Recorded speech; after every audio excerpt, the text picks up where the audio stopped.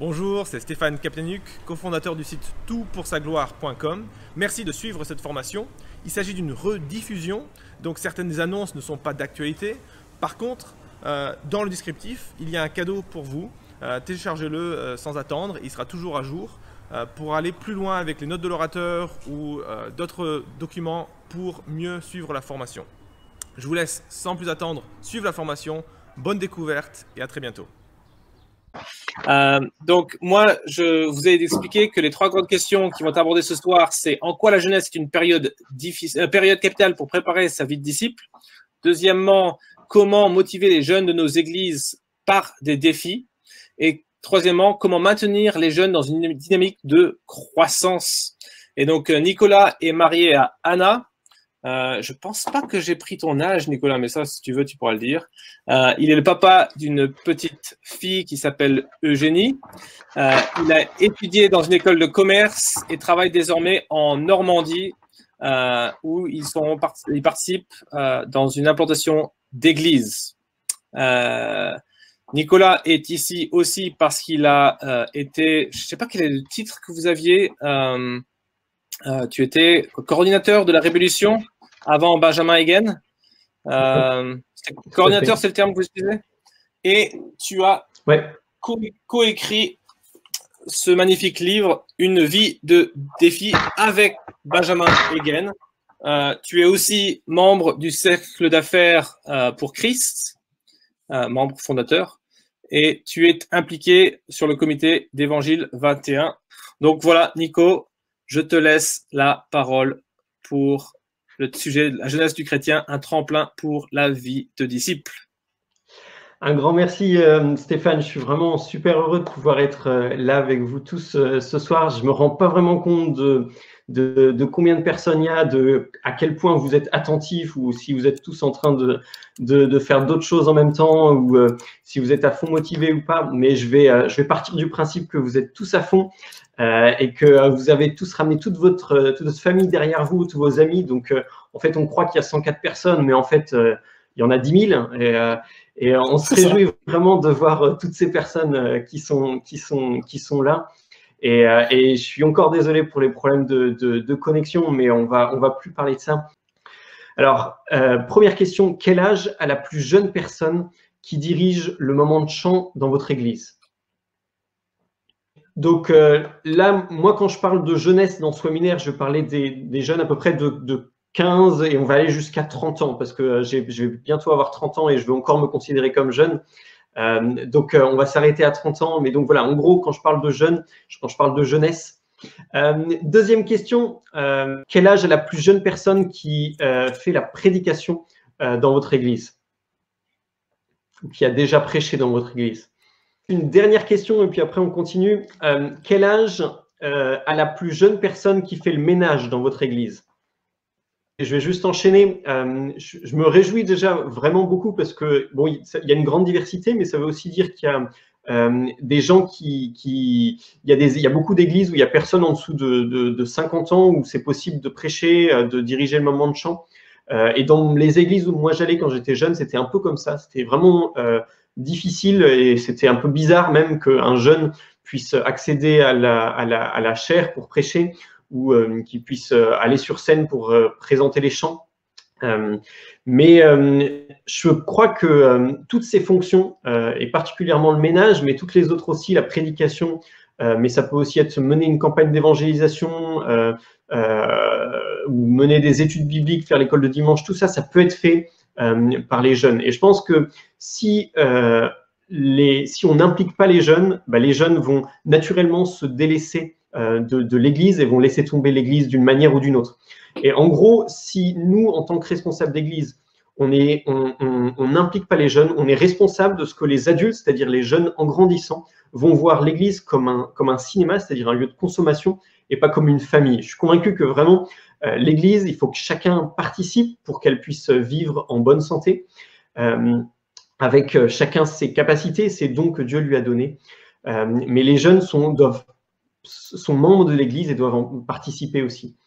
Et bien évidemment, je ne vous dis pas ça parce qu'il faut absolument mettre des jeunes et il faut un quota de jeunes. Je suis particulièrement, je veux vraiment appuyer sur le fait que pour mettre des jeunes à prêcher, pour mettre des jeunes à faire des enseignements, il faut qu'ils soient formés. Mais ça veut dire qu'il faut peut-être qu'on revoie aussi notre manière de faire la formation et à qui est-ce qu'on l'adresse et d'arrêter de se fixer des barrières mentales pour de se dire que, bah, tiens, en dessous de 18 ans, un jeune ne peut pas se faire baptiser. En dessous de 24 ans, hein, quelqu'un ne peut pas prêcher ou faire l'école de dimanche. Je pense qu'il faut vraiment baisser un petit peu les barrières qu'on a qui nous limitent un petit peu et on peut passer des fois à côté de personnes qui peuvent faire de grandes choses. Et je voudrais justement par rapport à ça, j'ai demandé à Stéphane de parler un petit peu et je ne sais pas si vous connaissez un peu Stéphane. Alors c'est le responsable du blog Tout pour sa gloire, un des responsables, le créateur fondateur, mais il a aussi fait plein d'autres choses dans sa vie. Il est responsable de business, il fait plein de choses intéressantes. Et il y a quelque chose qui a eu un impact particulièrement important dans sa vie, c'est différentes années qu'il a passées sur un bateau avec l'organisation missionnaire OM. Et Stéphane, est-ce que tu pourrais nous dire un petit peu comment est-ce que ton expérience, ces 3 années que tu as passées avec OM, ça a eu un impact sur ta vie pour après? Oui, bien sûr. Donc moi j'ai eu un peu la même expérience de ce que tu décris, hein, que techniquement tu pouvais devenir chrétien dès que tu te repentais et que tu croyais en Christ, mais que la vie chrétienne dans l'Église commençait à 18 ans. Mais à 18 ans, j'ai quitté justement l'Église et ma vie de famille pour rejoindre le bateau Doulos, qui était géré par Opération Mobilisation.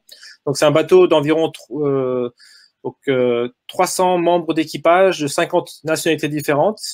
Et la moyenne d'âge, il me semble, quand j'étais à bord, était de 21 ans. Donc les membres de l'équipage, la moyenne d'âge de 21 ans. C'est peut-être 22, 23, mais c'était vraiment très, très bas, avec la fonctionnalité, la particularité que environ 1/5 du bateau est renouvelé, l'équipage est renouvelé par 1/5 tous les 6 mois. Donc, énormément de turnover et très, très vite, en fait, ceux qui sont là 6 mois, 1 an, sont vus comme les vieux qui ont de l'expérience et qui enseignent aux jeunes. Et moi, j'ai trouvé fabuleux comment OM te confiait des trucs de dingue. Il me semble, c'était mon 2e week-end sur le bateau. On était à Madagascar. Il m'envoie, je sais pas si j'étais chef d'équipe, je ne pense pas, mais aller prêcher l'évangile dans un village. On a donc monté un petit spectacle, tout ça. On a passé toute l'après-midi avec les enfants, puis un spectacle le soir. Et ils me disent, c'est toi, Stéphane, qui va prêcher l'évangile. T'es là, t'as 18 ans, t'as jamais prêché de ta vie. T'es en train de potasser Romain pour essayer de lister tous les versets qui montrent qu'est-ce que c'est qu'est-ce que c'est l'évangile.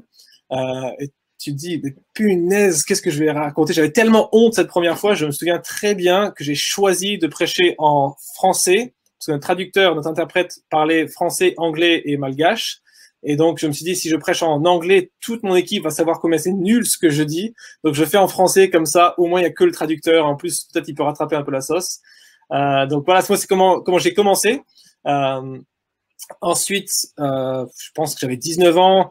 Donc, très, très vite, j'étais responsable de l'eau potable du bateau. Donc, 350 personnes qui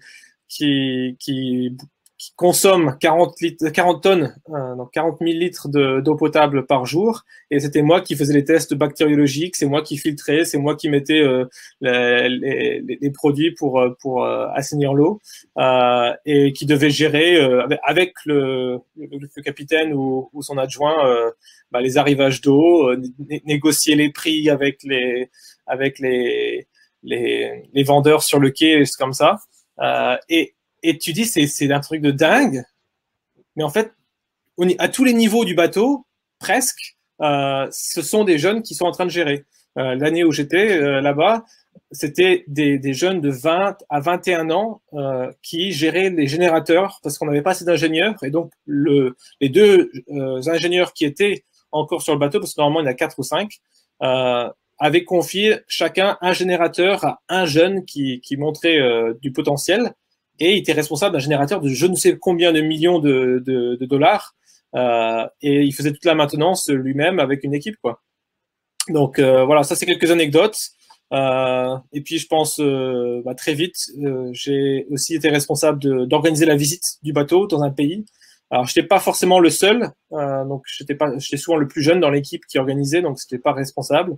Mais je me souviens très bien, aux Philippines, j'amène la responsable des finances, une des caissières, pour échanger les derniers pesos, et on est rentré en petite jeepney. Là, c'est un peu les transports en commun, où on est, je sais pas, 25 à l'arrière d'un pick-up en gros. Hein. C'est un pick-up qu'ils ont un peu boosté avec plus de place, mais on est tous coincés. Et j'avais $60 000 dans un petit sac à dos entre les jambes. Et tu dis, mais punaise, c'est un truc de malade là. Il me confie $60 000, je pourrais me barrer avec. Et deux, j'espère que personne ne va m'agresser parce que qu'est-ce que je vais faire, quoi. Donc voilà un peu, ça c'était OM, et c'est clair que ça m'a aidé énormément. Alors j'étais déjà convaincu par des livres comme Génération Challenge, hein, un livre de la REB. Donc ça m'a vraiment montré que beaucoup de jeunes, en tout cas, quand on leur donne des responsabilités, peuvent tout à fait. En fait, on a envie de montrer qu'on est digne de cette confiance qu'on nous accorde, qu'on nous montre, et on peut le faire, quoi. Hein. Donc et puis c'est aussi plus, pour moi en tout cas, j'ai trouvé ça beaucoup plus concret de faire et d'apprendre en faisant que d'apprendre de la théorie à l'école. Moi, mes études après ont été une formalité parce que, à part la compta, tout avait été appris sur le tas par OM. Ouais. Wow, c'est vraiment génial, c'est super intéressant ce que tu dis, et je suis persuadé que ça a eu un impact aussi après sur la manière dont tu vois le monde, la manière dont tu vois le business, parce que effectivement, tu as mis un peu les mains dans différentes choses, et ça t'a peut-être sans doute même aidé à savoir ce que tu voulais faire et dans quelle voie tu voulais t'engager après par la suite. Oui. Donc, voilà, donc la vie de Stéphane, c'est une vie, c'est un exemple, et je pense qu'on gagnerait, nous tous, à faire confiance aux jeunes. Là, on est en train de rentrer doucement dans la première partie de mon plan, considérer la jeunesse comme une période capitale, d'accord ? Considérer la jeunesse comme une période capitale. Vous savez, peut-être, on parle des fois d'adolescence, cette période qui va de 12-13 jusqu'à 20 ans. Mais peut-être que vous ne savez pas que ce mot adolescence, il date du début du XXe siècle. Avant, on ne parlait pas du tout d'adolescence. Et comme il y avait l'école n'était pas forcément obligatoire, et comme les enfants avaient besoin de travailler aussi pour subvenir aux besoins des parents, les jeunes travaillaient à partir de 12-13 ans. Et du coup, ils commençaient à acquérir certains réflexes dès leur jeunesse. Et en fait, les jeunes devenaient adultes beaucoup plus tôt. Et maintenant aussi, grâce à tous les loisirs qu'on a, on est en train de se dire qu'il y a une période qui est l'adolescence, ou le fait d'être jeune adulte, où on peut juste profiter en ne faisant rien et en consommant ce qu'il y a autour de nous. Et je pense que c'est un peu dangereux, parce que du coup, on retarde le moment où on devient adulte, et on retarde le moment où on devient responsable de tout un tas de choses. Moi, pendant longtemps, j'ai cru que pour devenir adulte, il fallait simplement boire du café. Mais je bois toujours pas de café, donc je crois que je suis toujours pas vraiment devenu adulte. Mais plus sérieusement, les sociologues, ils considèrent qu'il y a à peu près 5 jalons qui marquent l'entrée dans l'âge adulte. Il y a la fin des études, le départ du foyer familial, l'autonomie financière, le mariage et la naissance du premier enfant. Je vous le dis tout de suite, ça ne veut pas dire que ceux qui ne se marient pas ou qui n'ont pas d'enfants ne deviennent pas adultes, hein, c'est pas du tout ça. Mais c'est une vision globale de la société, et c'est différentes étapes clés qui nous permettent de rentrer dans la vie adulte. Ouais. Et force est de constater qu'aujourd'hui, ces étapes, elles arrivent de plus en plus tard, et on devient adulte avec cette définition-là de plus en plus tard. Et donc, on a en fait cette période d'insouciance qu'on a adolescence, ou qu'on peut appeler jeunesse aussi, qui va de 15 jusqu'à 30 ans et qui est sous-estimée par tout le monde. Et moi, j'aimerais vous dire qu'elle est vraiment capitale pour plusieurs raisons. D'abord parce que quand on est jeune, on a beaucoup plus de choses. On a plus de liberté. On est capable à partir de 18 ans notamment, on peut faire ce qu'on veut. Si jamais vous voulez prendre une année pour aller aux Philippines ou pour aller sur un bateau OM, vous pouvez potentiellement le faire. Quand vous avez un travail, quand vous avez des enfants, une femme, tout ça, c'est plus difficile. Ça ne veut pas dire que c'est impossible, mais c'est plus difficile. Quand vous êtes plus jeune, vous avez une certaine insouciance, donc vous pouvez tenter plein de choses. Si vous faites des erreurs, finalement, c'est pas grave parce que vous êtes jeune et c'est dans cette période-là qu'on peut tenter plein de choses. Quand on est jeune, on a une capacité d'apprendre qui est beaucoup plus grande que plus tard. Quand on est jeune, on a plein d'énergie aussi pour faire plein de choses. Et c'est pas pour rien que la carrière des grands athlètes, elle est au top à 25 ans ou entre 20 et 25 ans, jusqu'à 30 ans. Et après 30 ans, on considère déjà que les gens sont presque âgés, sont presque des vétérans.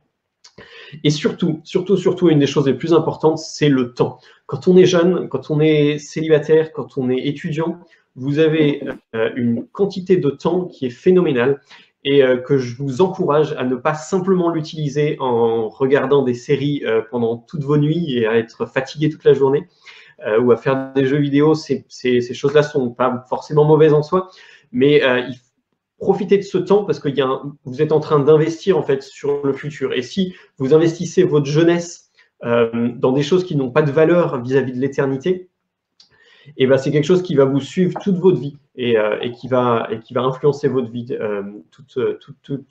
va influencer toute la suite de votre vie. Donc, j'aimerais m'attarder sur 4 choses particulières qui vont influencer toute notre vie: des décisions, des formations, des habitudes et des personnes. D'accord? Donc, pendant la période de la jeunesse, il y a des décisions qui vont influencer toute notre vie, il y a des formations qui vont influencer toute notre vie, il y a des habitudes qui vont influencer toute notre vie et il y a des personnes qui vont influencer toute notre vie. D'abord, les grandes décisions. C'est pendant qu'on fait nos études qu'on va choisir notre carrière. Alors, on peut changer de carrière, hein, mais c'est pendant notre carrière qu'on va passer le plus de temps dans un endroit. Si vous choisissez de devenir pasteur, bah, vous allez passer beaucoup de temps dans une église après, et c'est la décision que vous avez prise pendant votre jeunesse. Et c'est le métier qu'on va choisir, ça va aussi déterminer le milieu social dans lequel on va évoluer, c'est-à-dire nos amis, c'est-à-dire toutes ces choses-là. Donc, les études et la carrière que vous allez choisir, ça va avoir une grande influence sur votre vie. Mais c'est aussi la période où il y a d'autres grandes décisions, par exemple le mariage. L'âge moyen recule chaque année un petit peu plus, mais il est encore autour d'une trentaine d'années. Et le mariage va vraiment définir avec qui on va passer normalement le restant de ses jours et aussi accessoirement la tête et le cerveau des enfants qui seront avec nous. Donc, c'est vraiment quelque chose de capital. Et cette décision du mariage, c'est une décision du coup qui va influencer toute notre vie. Et d'ailleurs, si vous choisissez ou si vos jeunes dans votre église décident de se marier avec un non-chrétien, c'est une décision qui va avoir des sérieuses répercussions et probablement graves dans votre vie de cette mauvaise décision qui sera prise pendant la jeunesse. Mais il y a aussi plein d'autres grandes décisions qui peuvent être prises, des décisions relationnelles, par exemple quitter le domicile familial ou se réconcilier avec ses parents, des choses comme ça. Des décisions géographiques, partir étudier à l'étranger, partir faire une année sur un bateau ou comme moi, partir faire du bénévolat en Amérique du Sud. Ça, c'est des choses qu'on peut faire.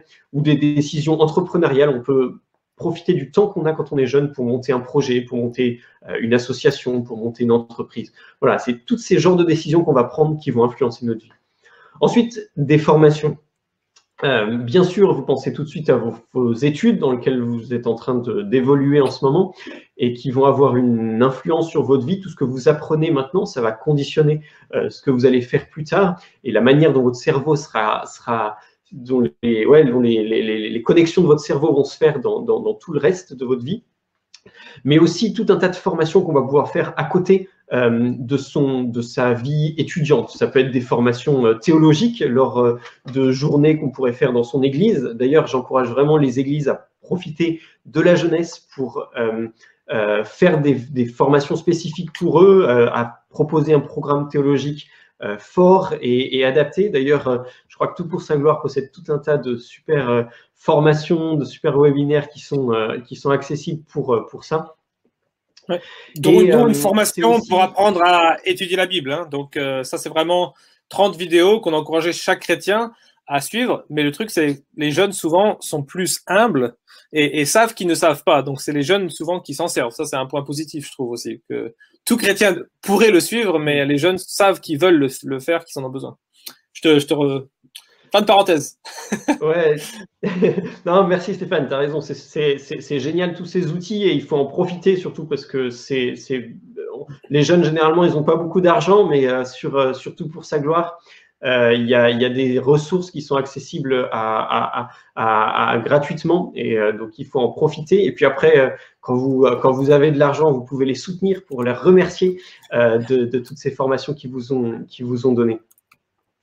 Et donc, je parlais de formation, il y a aussi une formation que des fois on oublie un petit peu, mais c'est en fait toute la vision du monde que vous allez développer dans votre jeunesse. Le fait simplement de côtoyer des professeurs qui sont athées, le fait d'avoir des amis qui ne croient pas forcément en Dieu, ça va nous formater. Et si on n'a pas quelque chose pour contrebalancer à l'église avec nos amis chrétiens de manière forte, des formations équivalentes qui vont nous donner une vision du monde forte, eh ben, on va voir le monde différemment pendant toute notre vie. Et il y a de gros jalons clés qu'on va poser pendant notre jeunesse sur la vision du monde qu'on veut adopter, qui vont avoir une influence sur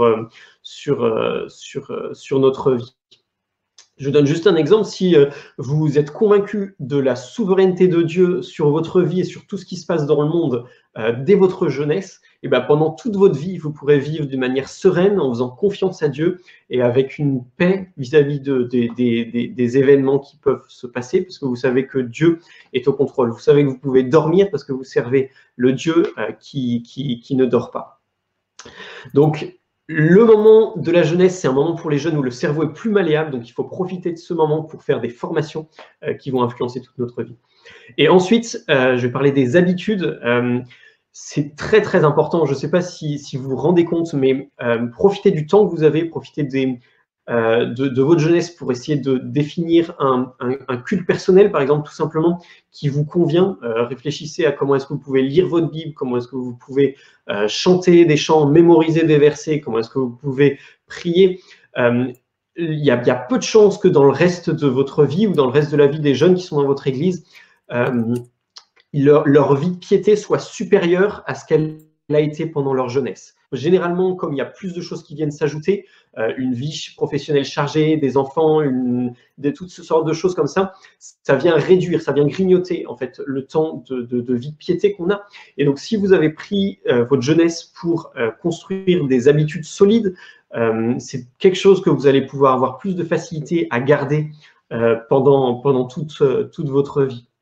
De la même manière, la jeunesse, c'est particulièrement important aussi pour mettre en place des relations de discipulat avec d'autres personnes, de réfléchir à étudier la Bible avec quelqu'un d'autre qui s'y connaît moins. On va appeler ça du discipulat, ou avec quelqu'un qui s'y connaît un peu plus. On va appeler ça du mentorat. Donc, n'hésitez pas à aller voir à quelqu'un à la fin du culte dimanche prochain et à lui dire « Mais tiens, j'aimerais profiter du temps de ma jeunesse pour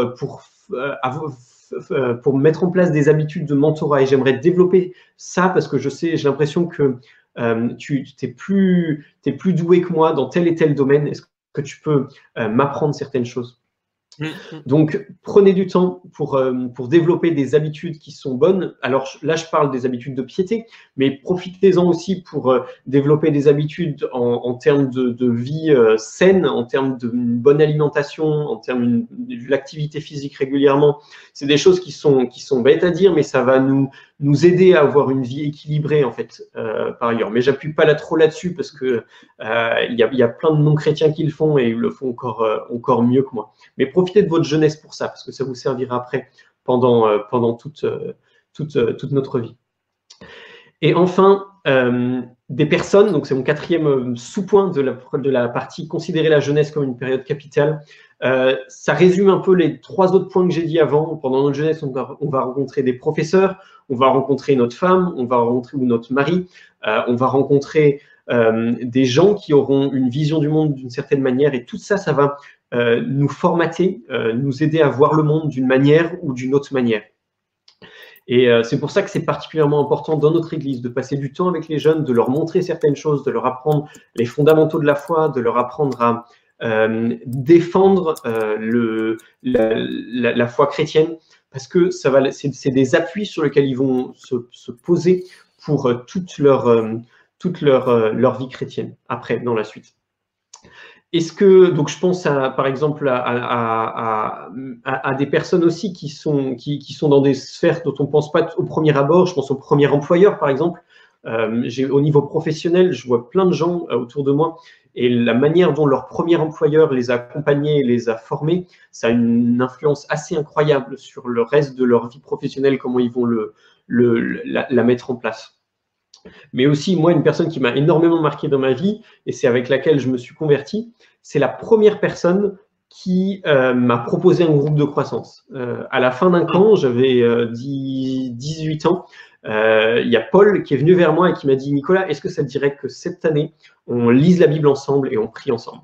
Eh ben, je peux vous dire qu'à la fin de l'année, c'était en 2009, et ben, en juin 2010, je me suis converti, pas parce que c'était quelque chose une recette miracle, mais juste parce qu'il y a eu un vrai miracle qui s'est passé dans mon cœur, parce que Dieu a utilisé le fait pour moi de lire la parole avec un ami et de creuser ça avec lui. Donc, soyez cette personne qui va accompagner quelqu'un. Donc, si vous avez l'âge d'un Timothée, recherchez votre Paul, et si vous avez l'âge d'un Paul, recherchez votre Timothée.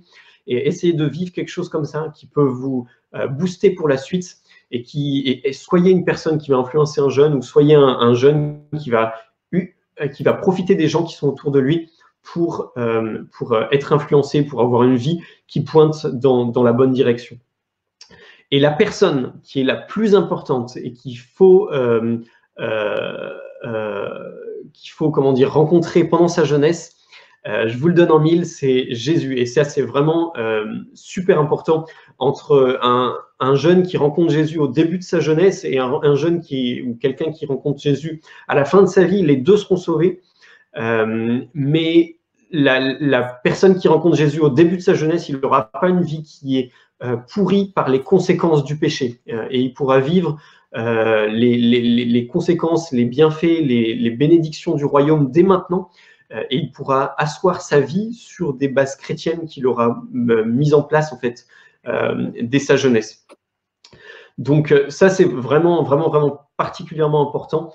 Et si jamais tu es là ce soir par hasard et que tu te dis mais c'est qui Jésus ou est-ce que je suis vraiment chrétien, prends une demi-heure. Après, à la fin de ce webinaire, tu lis Éphésiens à fond dans la Bible, tu pries, tu demandes pardon à Dieu et tu te rapproches de lui parce que c'est le plus important. Et s'il y a une personne que tu dois rencontrer pendant ta jeunesse et qui va avoir un impact sur toute ta vie présente et sur ta vie éternelle, c'est Jésus et c'est lui qui peut avoir un impact et qui peut te pousser à faire des défis auxquels moi-même, j'aurais jamais pensé. Donc, une personne principale à rencontrer pendant ta jeunesse, c'est Jésus.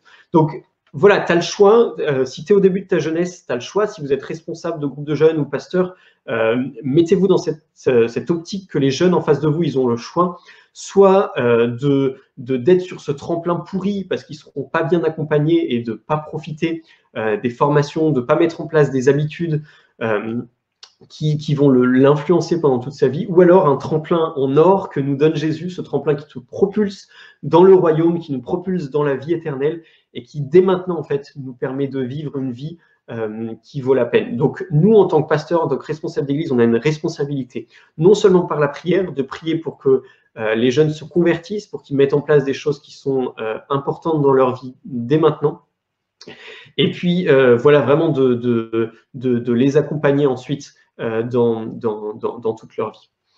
Ça, c'était ma première partie, donc le fait qu'il faut considérer la jeunesse comme une période capitale de notre vie.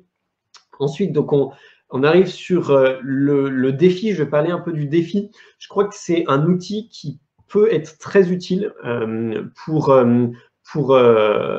avancer dans cette direction et pour bénéficier de tous les aspects possibles de la jeunesse. Je crois que le défi, si on devait le définir de manière très simple, le défi, c'est une bonne œuvre, c'est quelque chose que la Bible définit comme une bonne œuvre, c'est-à-dire quelque chose qui a de la valeur aux yeux de Dieu et qui répond à un commandement de Dieu, mais qui est intrinsèquement difficile. Il y a certaines choses que la Bible nous demande qui sont plus faciles et il y a d'autres choses qui sont plus difficiles. Et il y a certaines choses qui pourraient être des défis que la Bible nous demande pas. Par exemple, on ne voit pas dans la Bible qui est écrit il faut monter un blog. Et ça peut être quelque chose qui est un défi que vous pouvez vous lancer à vous-même. Donc, un défi un outil qui motive les jeunes et qui nous motive, je pense, tous encore. Premièrement, parce que c'est un outil biblique. Deuxièmement, parce que c'est un outil tendance. Et enfin, je mettrai une petite nuance en disant que c'est un outil aussi dont il faut se méfier. Mais d'abord, un outil biblique.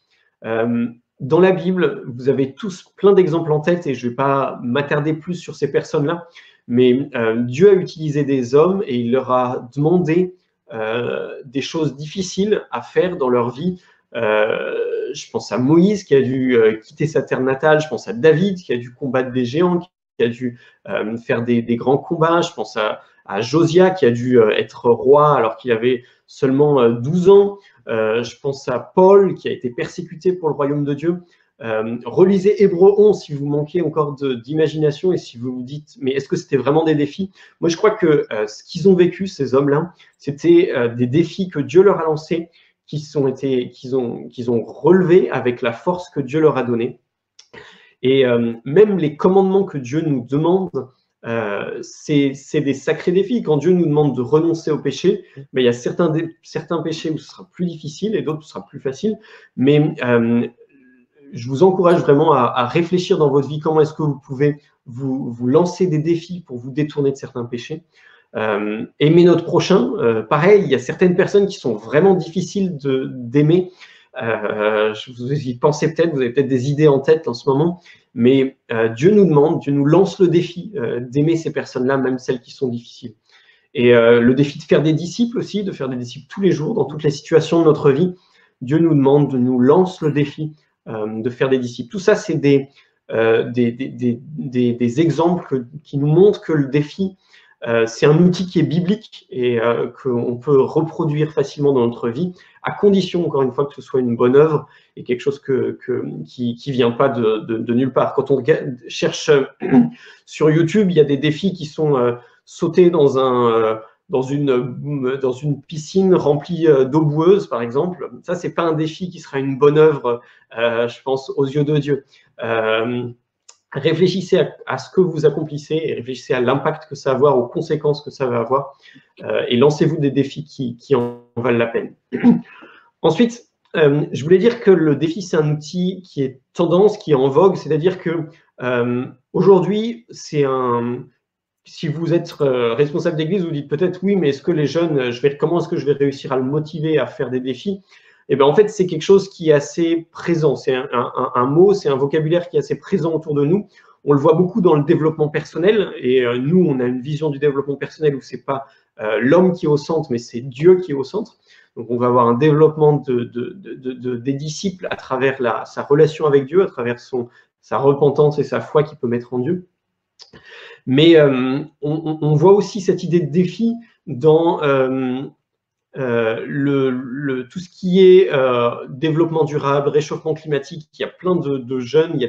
Encore récemment, j'ai lu un article qui parlait de 150 stars qui sont lancés comme défi je sais pas, de réduire leur consommation de viande, de baisser leur chauffage de 1 degré, voilà, toutes sortes de défis comme ça que les gens se lancent en fait parce qu'ils sont conscients que le monde est en train de courir à sa perte avec le réchauffement climatique. Et si nous, en tant que chrétiens, on n'est pas encore plus sensibilisés à une cause qui est encore plus grande, qui est encore plus urgente, c'est-à-dire la venue de notre Seigneur Jésus et le jugement qu'il prononcera contre tous les hommes, eh ben, on doit s'engager dans des défis qui en valent la peine dès maintenant. Et donc, arrêter de prendre l'avion, c'est bien, mais peut-être qu'il y a des choses qui ont encore plus d'impact et qui peuvent avoir de l'impact dans l'éternité et qui auront un impact pas seulement dans le réchauffement climatique, mais aussi dans la lutte que nous sommes en train de mener en tant que disciples de Dieu. Le disciple, c'est aussi un outil qui a l'avantage d'être personnel, mais aussi communautaire. C'est-à-dire que vous pouvez lancer un défi à un jeune, et vous pouvez aussi prendre un groupe de jeunes et leur lancer le défi d'organiser une campagne d'évangélisation, par exemple, ou de mener un crowdfunding pour trouver de l'argent pour les chrétiens persécutés.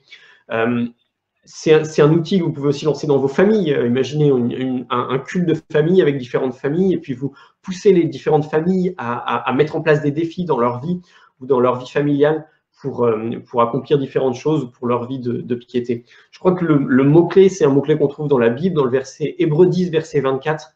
Veillons les uns sur les autres pour nous exciter à la charité et aux bonnes œuvres. Hébreux 10, 24. Veillons les uns sur les autres pour nous exciter à la charité et aux bonnes œuvres. C'est vraiment ça que j'ai envie de vous laisser aussi, que le défi, c'est quelque chose que vous pouvez vivre en église, que vous pouvez vivre dans votre groupe de jeunes et vous encourager les uns les autres à savoir s'ils ont relevé des défis. Et donc, c'est comme ça aussi qu'on va se motiver, sur la durée. Et enfin, je vais mettre quelques nuances. Je pense qu'il faut aussi se méfier du défi pour deux raisons principales. La première, et ces deux écueils que nous avons au fond de notre cœur et qui peuvent ressortir ou qui ressurgissent de manière très régulière dans notre vie parce qu'on est humain, parce qu'on est pécheur.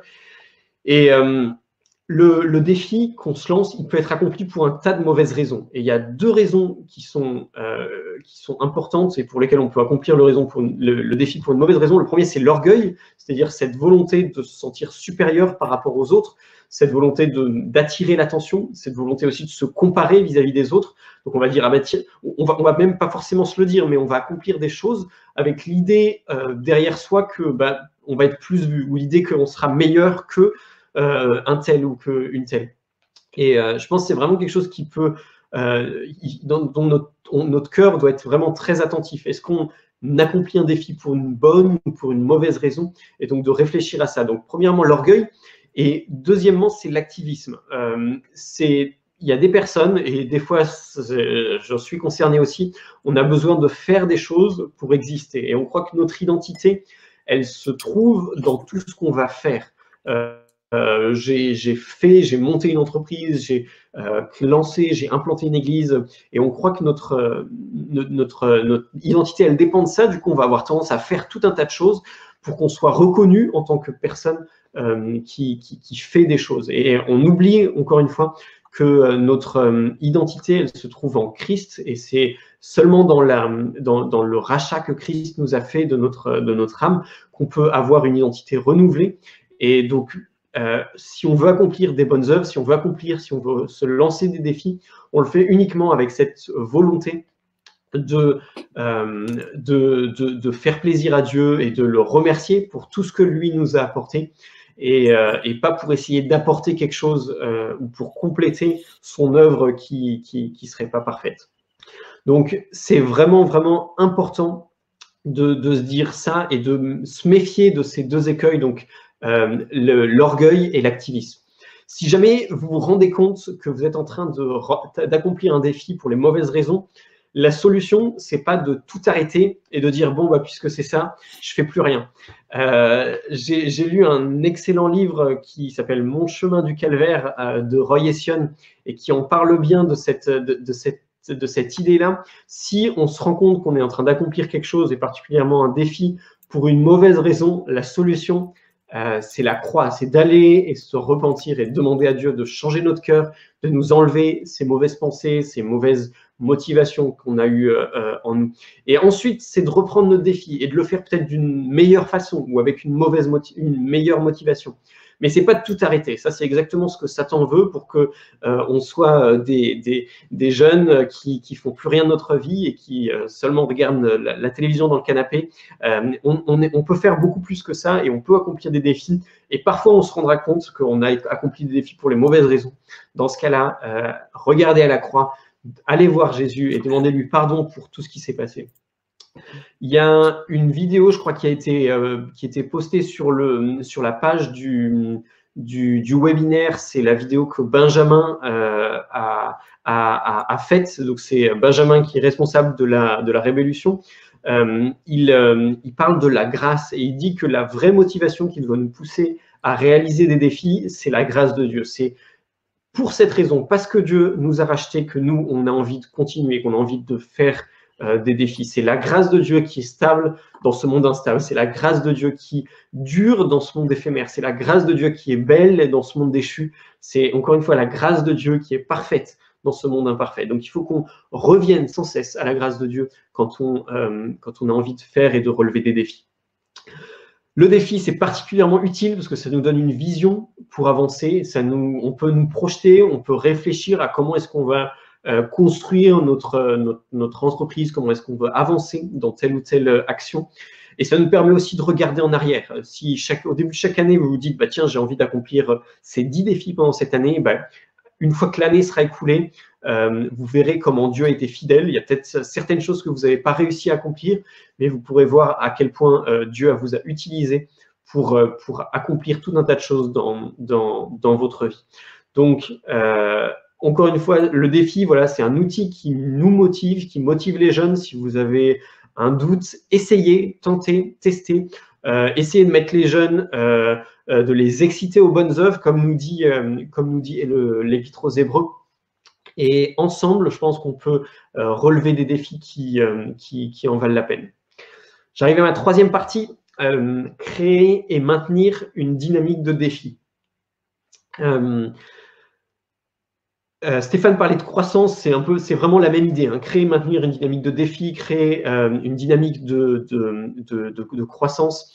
J'aimerais que vous puissiez, à travers cette partie, vous rendre compte de l'importance de profiter de votre jeunesse, si vous êtes jeune, ou en tant que responsable d'église, vous puissiez porter ce message aux jeunes de profiter de leur jeunesse. Et pour 3 choses, la première, et c'est comme ça en fait qu'on va pouvoir maintenir une dynamique de défi. La première, il faut profiter de sa jeunesse pour l'inclure ou pour s'inclure dans la communauté. C'est-à-dire, je parlais de l'importance de l'Église. Ensuite, profiter de sa jeunesse pour faire du discipulat. J'en ai parlé un petit peu, mais je veux encore d'autres choses à dire. Et ensuite, profiter de sa jeunesse pour relever des grands défis. Donc, profiter de sa jeunesse pour s'inclure dans la communauté ou pour inclure vos jeunes dans la communauté. Il y a un des plus grands prédicateurs français qui disait prenez un jeune, celui qui a l'air le moins intéressé par ce que vous êtes en train de dire. Prenez cette personne-là et travaillez toute l'année ou travaillez pendant toute votre prédication à essayer de rendre cette personne-là attentive, passionnée. Et une fois que cette personne-là, elle sera debout sur sa chaise en train de dire qu'est-ce qu'il faut que je fasse maintenant, vous aurez gagné. Et je crois qu'on peut un petit peu réfléchir de la même manière quand on réfléchit à une dynamique de défi qu'on veut lancer dans son église ou dans son groupe de jeunes.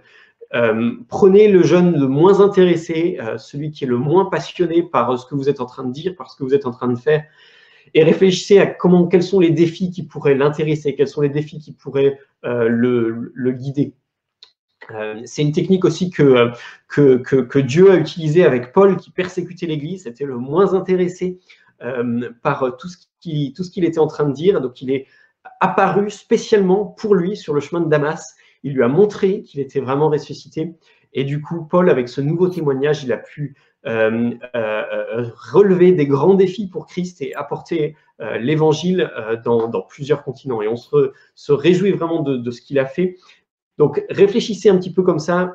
Pensez à un jeune ou 2 jeunes qui ne sont pas très motivés et dites-leur comment est-ce que je peux utiliser le défi pour les motiver, pour les inclure dans l'église, pour les inclure dans le groupe de jeunes.